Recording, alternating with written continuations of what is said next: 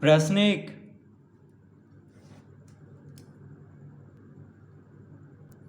रिक्त स्थानों को भरें। तो पहला में है किसी त्रिभुज में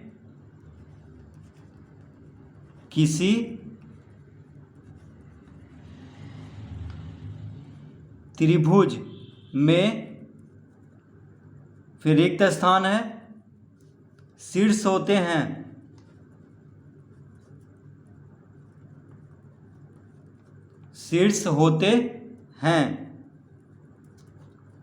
तो किसी त्रिभुज में कितना शीर्ष होते हैं। तो देखिए सबसे पहले हम एक त्रिभुज बना करके समझ लेते हैं। तो ये है एक त्रिभुज, मान लेते हैं ये है त्रिभुज ABC। तो इसमें 3 शीर्ष है। देखिए शीर्ष मतलब कोना, तो एक यहाँ पे हो गया, जहाँ पे 2 भुजा मिल रहा है उसको क्या कहते हैं, शीर्ष। और एक यहाँ पे हो गया, तो 3 शीर्ष है। देखिए ABC 3 शीर्ष हुआ, शीर्ष A, शीर्ष B, शीर्ष C। तो जहाँ पे 2 भुजा मिलता है उसको क्या कहते हैं, शीर्ष यानी कोना। ठीक है, तो 3 शीर्ष हुआ किसी त्रिभुज में। तो यहाँ पे क्या भरेंगे, 3। किसी त्रिभुज में 3 शीर्ष होते हैं, किसी त्रिभुज में 3 शीर्ष होते हैं। दूसरा, किसी त्रिभुज में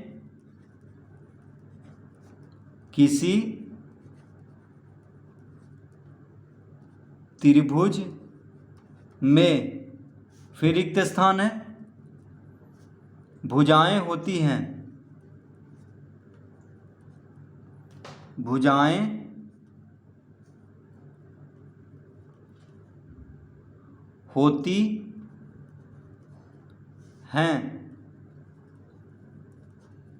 किसी त्रिभुज में कितना भुजाएं होती है। तो देखिए यह है त्रिभुज, तो इसमें कितना भुजा है, भुजा AB हो गया, फिर भुजा BC और भुजा AC। तो 3 भुजा हुआ, AB, BC और AC 3 भुजा हुआ। तो हम लिख देंगे यहाँ पे किसी त्रिभुज में 3 भुजाएं होती है, किसी त्रिभुज में 3 भुजाएं होती है, इस तरह लिख लेंगे। तीसरा, किसी त्रिभुज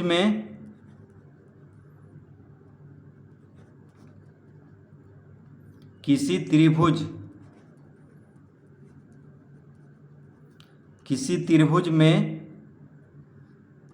खाली स्थान है, कोण होते हैं,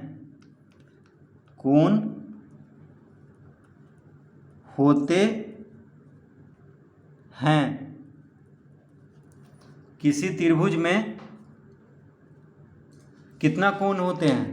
तो देखिए यह है त्रिभुज ABC, इसमें कितना कोण है, कोण A हो गया, कोण B हो गया और कोण C, यानी 3 कोण है।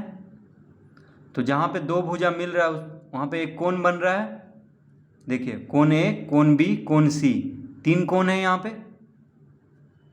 ठीक है, 3 कोण बन रहा है त्रिभुज में। तो किसी त्रिभुज में 3 कोण होते हैं, तो यहाँ पे क्या भर देंगे, 3। किसी त्रिभुज में 3 कोण होते हैं। प्रश्न 4, किसी त्रिभुज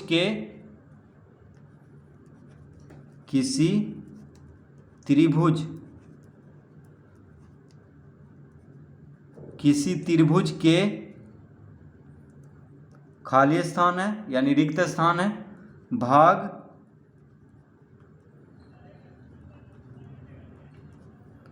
होते हैं। किसी त्रिभुज के कितना भाग होते हैं। तो त्रिभुज में हम देख लेते हैं। तो देखिए किसी त्रिभुज में 3 भुजा होता है। देखिए AB, BC और AC 3 भुजा है और 3 कोण है, कोण A, कोण B और कोण C। तो 6 हो गया, यानी किसी त्रिभुज में 6 भाग होते हैं, 3 कोण और 3 भुजा। तो 3 3 कितना हो गया, 6। तो हम लिख देंगे किसी त्रिभुज के 6 भाग होते हैं। 3 कोण और 3 भुजा मिलाकर के कितना हो गया? 6 भाग। तो किसी त्रिभुज के 6 भाग होते हैं। 5वां, किसी त्रिभुज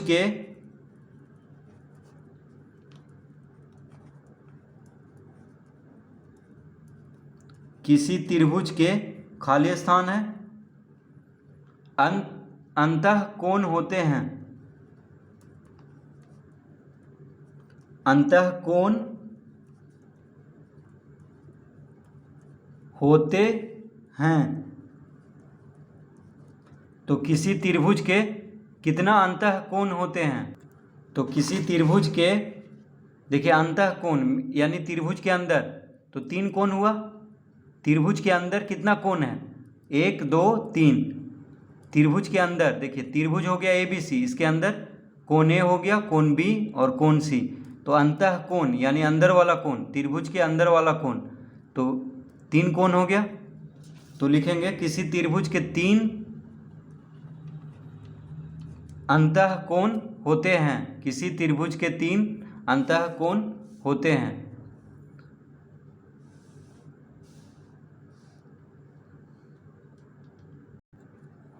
प्रश्न छठा में किसी त्रिभुज के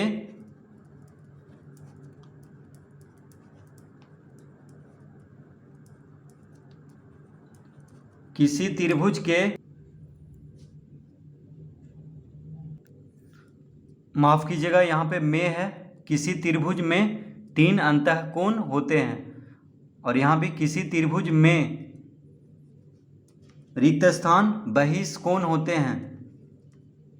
तो बहिष्कोण मतलब बाहर का कोण, बहिष्कोण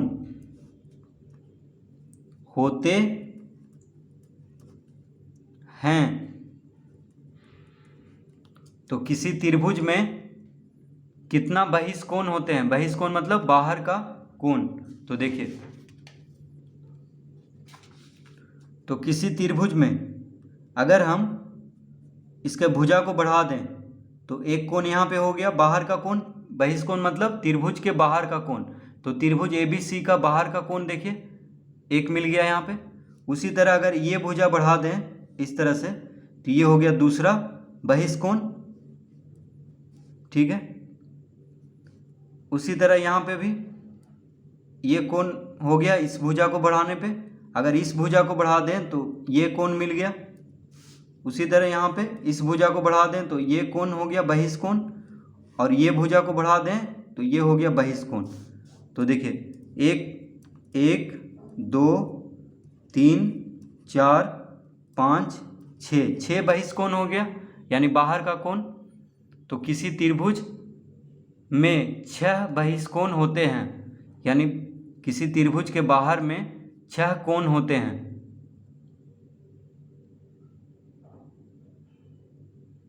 छह कोण होते हैं। तो लिख देंगे यहाँ पे किसी त्रिभुज में 6 बहिष्कोण होते हैं। यहाँ पे क्या लिख देंगे? 6 बहिष्कोण होते हैं यानी बाहर का कोण। किसी त्रिभुज में बाहर का कोण कितना होता है? 6।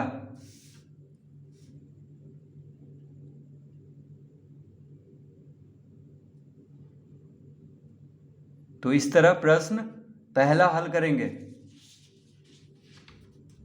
प्रश्न पहला को इस तरह हल करेंगे।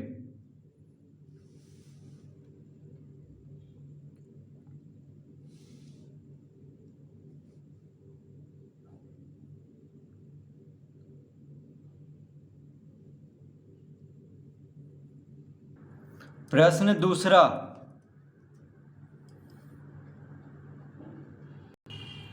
त्रिभुज DEF की भुजाओं D और EF का अंतर्गत कोण कौन सा है?